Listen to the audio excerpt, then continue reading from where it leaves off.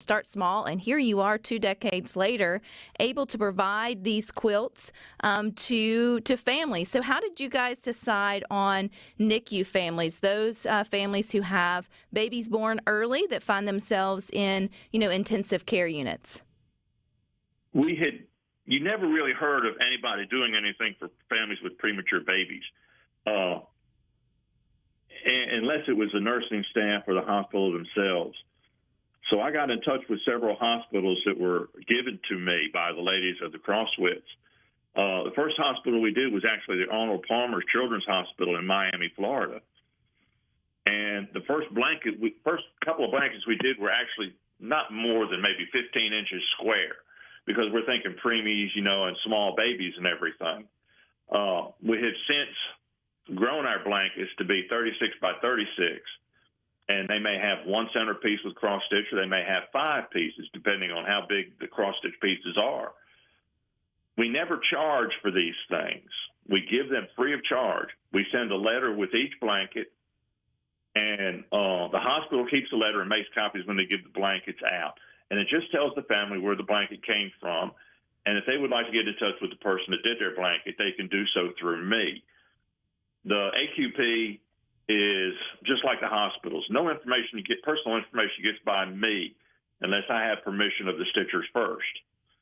They say yes or they say no. If they say no, I tell the family, well, if you'll send it to me, I will forward it on to the proper people. Since 2000, we have given away over 25,000 blankets. That's crazy, James. That's crazy to think that there are 25,000 families that have a piece of, I guess really they're art. Quilts are art. Cross-stitching is a lost art, I would say. There's so many of us who are listening to Good Things that probably have cross-stitching on their wall in some capacity. But I'd actually never thought about it, or I guess seen it turned into quilts. I always figured that the two talents were separate. So how do you incorporate the cross-stitching into the quilts? Are they just the patches that create the different themes or characters on there? We do various genres. We do angels, teddy bears, toys. I've done Star Wars, Paw Patrol, Disney princesses. And I've got approximately 40 people that actually do the cross stitch. And then I've got about 5 different people that actually make the blankets themselves. And once the blankets are made, they're sent to me, and then I send them out to the different hospitals. I currently have about 2,500 NICUs across the USA that we actively send blankets to. Now, just because the hospital gets a set of blankets within the next week or so doesn't mean they'll be getting something anytime soon, because we do this on a rotating basis. At one time, I had divisions in Great Britain and Australia. So we were definitely a worldwide group, and I have personally sent blankets out to 35 countries around the world.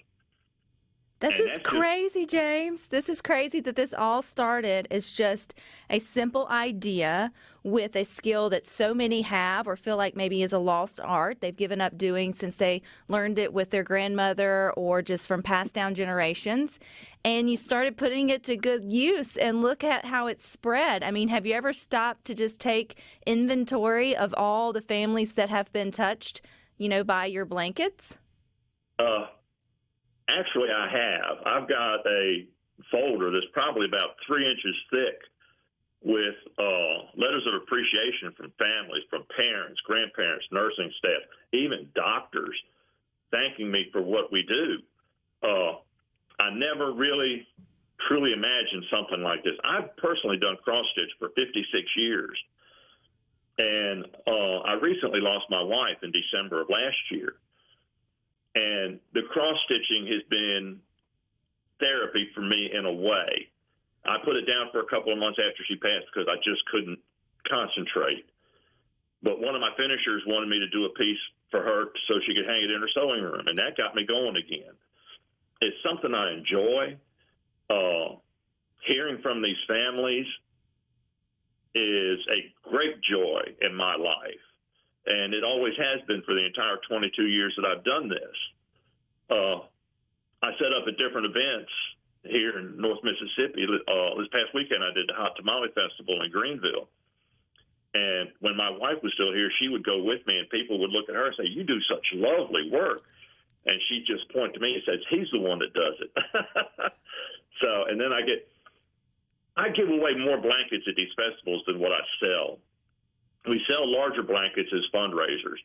And if I see somebody that's walking around at an event and she's obviously pregnant, I will walk up to her and ask her if she would like a free blanket for her baby. That's Everybody so looks at me like I've suddenly grown a third eye in the middle of my forehead. But I tell them, this is what we do. We give these away. And I gave away 6 at the Hot Tamale Festival this past Saturday. And it's just amazing to see the looks on these faces of these people when I tell them, here's the blankets you can choose from. Pick one out and take it with you. And it's just something that I really and truly enjoy doing. Well, it's also something, too, that leaves a lasting impact, even though you may not, stay connected with each family along the years. I know I've had 2 daughters, and both of them I have been gifted blankets. One by one of our listeners here on Good Things sent me a blanket the last time. EJ was our last daughter. And it's just those things that you cherish. There's something about a handmade quilt that you can feel comfort in, you feel connected in, and it just becomes an heirloom. And when it has a story connected to it, to someone gifting it or, getting it from a family member, then it just is that much more special. And I would assume if you have children in the NICU, that's one of the hardest times of your, current day life, and knowing that someone out there is hoping to make it a little bit better means all the difference. It's like I tell people, nobody goes into a pregnancy expecting to have a premature birth. I've had the pleasure of being given a tour at Batson's Children's Hospital there in Jackson. They have one of the largest NICUs in the Southeast. And when I've got enough, I will take anywhere from 200 to 400 blankets just for UMC. And I have given blankets to all the hospitals there in Jackson. My daughter is a nurse. She works at St. D's. And it's just, Mr. James, can you hang on with us? We've got a break coming up, but I'd love to continue our conversation with James Farmer, the Angel Quilt Project, coming up next. We're finding out a little more about the Angel Quilt Project. We have with us founder James Farmer. He's out of Greenville, Mississippi, but over the last 22 years, he has given away over 25,000 blankets across all, will you say all continents, or how many continents have we gotten a blanket out of Greenville to a baby in need? I have sent to South America, Africa, India, and Philippines.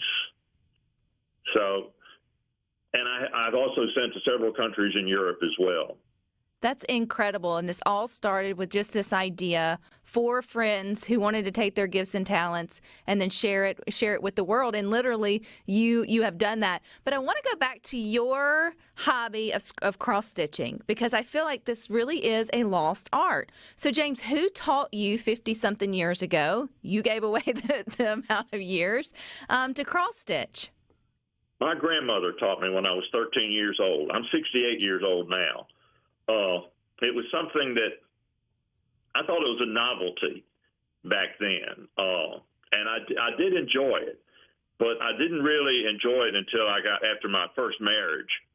And that's kind of when it took off. And I never kept anything. I always gave my pieces away. In fact, my late wife, when we got married, I showed her a piece that I did and I was going to sell it. And she said, "No, you're not. That's mine." So it's a Christmas piece, and we call it the closet piece because it stays in the closet until Christmas, and then it comes out. But it's very relaxing. I had, about 18 years ago, I had 2 major surgeries, and all I could do was sit and cross-stitch and watch TV for 2 years. That's how long it took to recover from my brain aneurysm surgery. And I got well over 150 pieces stitched in that time, and just about all of them went to blankets for the Angel Quilt Project. Now, when we do that, when we send the blankets, we ask the hospitals that for multiple births, like twins or triplets or whatnot, that each child gets their own blanket. And obviously, we all hope and wish and pray that these babies get healthy and go home. But we know in the long run that doesn't happen. But the families keep the blankets, whether the child goes home with it or not. It's something for the families to keep. And a lot of these families have told me that they actually hang these blankets over the baby's beds. And I have actually had enough blankets sent out that we sent out for 3 sets of septuplets in the last 15 years. God bless those mamas. Because I can't imagine. I can't imagine washing all those blankets. You should see the looks on these nurses' faces when I walk into the hospital carrying these blankets. In fact, at Batson, I have to get a cart and take them in. And not only do we give them to families with premature babies, but we also give our larger blankets to children undergoing chemotherapy or the burn center. When we had the burn center here in Greenville, I was called about a little girl. I think she was about 8 or 9 years old. She had third-degree burns on 40% of her body. And they wanted to know if I had a blanket that I could give this girl. And I said, yes. It was birthstone fairies. It was 12 fairies, one for each month. I had to put on all the gear and everything else. And I walked in the room, and Mom and Daddy were standing inside. And they just brought this little girl in from scrubbing her down. And if you're not familiar with that, they do that to get rid of all the dead skin and everything. This little girl was in some sort of pain. Tears just run down her face. And I opened the blanket up to show her, and till my dying day, I will always remember what she said. She looked at it with just tears running down her face. She said, I hate it. And I looked at Mom and Daddy, and they just nodded, and I said, that's okay. But 5 years later, Mama called me, and she said, Mr. Farmer, she said, I just want to let you know, she does not go anywhere without that blanket. That's so sweet. That brings tears to my eyes even now, thinking about it. And when I go to the NICUs, I've actually had a chance to meet some of these families and talk to them and tell them what we do with the blankets and everything else. I get hugs, I get tears, I cry. It's an emotional roller coaster, really.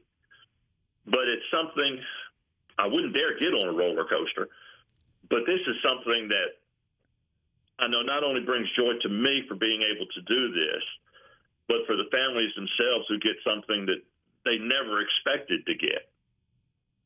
Which is a little piece of hope. And it's also a reminder that there are people out there, even strangers, who are praying for or thinking about, their family in their time of need. And sometimes, again, it's just that anchor. It's just that sign or signal, that everything's going to be okay, even if it doesn't feel like we understand how it's going to be okay.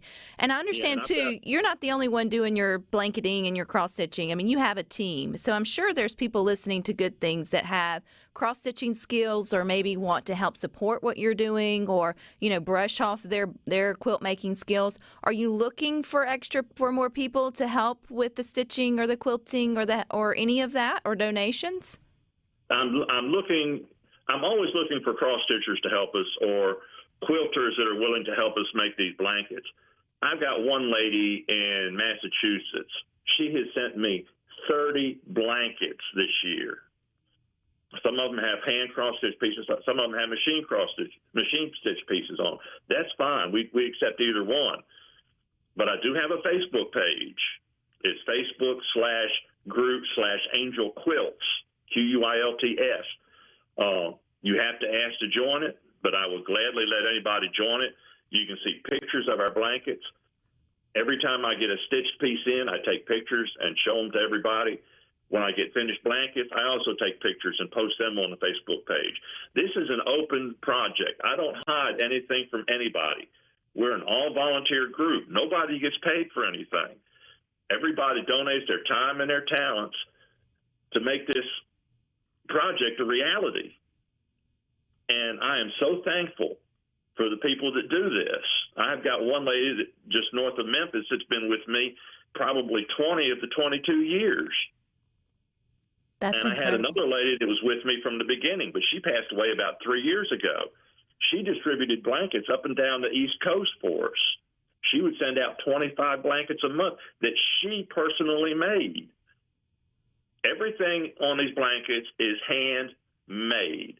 They may be stitched by a sewing machine when they make the blankets or anything else, but none of these are store-bought quilts. Everything is made individually.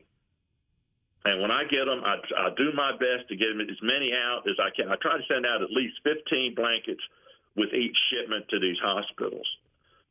Right now, we're slow because the pandemic just, when it bit into everybody, it bit into everybody, including the AQP. Well, Mr. But James, we're still doing it, and that's the important thing. that is definitely the important thing. And I want to make sure that we remember the important thing, which I always try to do here on Good Things when we have people who end up doing extraordinary things, but they're just ordinary people who just followed a call in their heart to do a little good. What would you say to those that have an idea that, but they don't think it's going to go anywhere, or they may not think that it make that big of an impact? What would you say to them? Follow your dreams. Like I said earlier, I told my wife I didn't think this thing would last 4 or 5 years. And look at it, 22 years later, it's still going strong. I may not have as many people or as many locations as we used to have. I've got a division in Canada that runs separately from here in the United States. Everything in Canada stays in Canada. Everything in the United States stays in the United States unless I'm shipping overseas somewhere. Don't give up on your dreams. If you've got something that you think will help other people, then do your research. Check it out. Find out what the needs are and how you could fill that niche. I mean, there's always something out there that's needed somewhere, irregardless of what it might be. But people helping other people is probably one of the best feelings you will ever have in your life. As a Christian, I try to make sure that what I do is the right thing. And I thank the Lord every day for giving me this idea 22 years ago. And I will always thank him, because without him, I don't know where in the world I would be. But I know I probably wouldn't be doing the Angel Quilt Project. And this has gotten to where it is so much of my life. Now with my wife gone, I concentrate more on the little things, and the AQP is one of the bigger things. So, I mean, don't ever give up on a dream. Do your best to try to fulfill that dream and take the ball and run with it until you hit the end zone, and then keep on going. Well, I could keep on going talking to you for a while, Mr. James. If you're ever in Central Mississippi, please let us know. You're always welcome here in the Good Things studio. And to say that you have hit the end zone would be an understatement, with 25,000 blankets that have been a blessing to families thanks to the Angel Quilt Project. So thank you for your time. Well, thank you, Rebecca, for having me. I really appreciate it. My wife said I always talk too much when I talk about the AQP, but this is something that is near and dear to my heart. And I can't help but talk about it when people ask. Well, we enjoyed it, and we look forward to having you back in the future. But you guys stick with us. We've got more good things for you coming up next.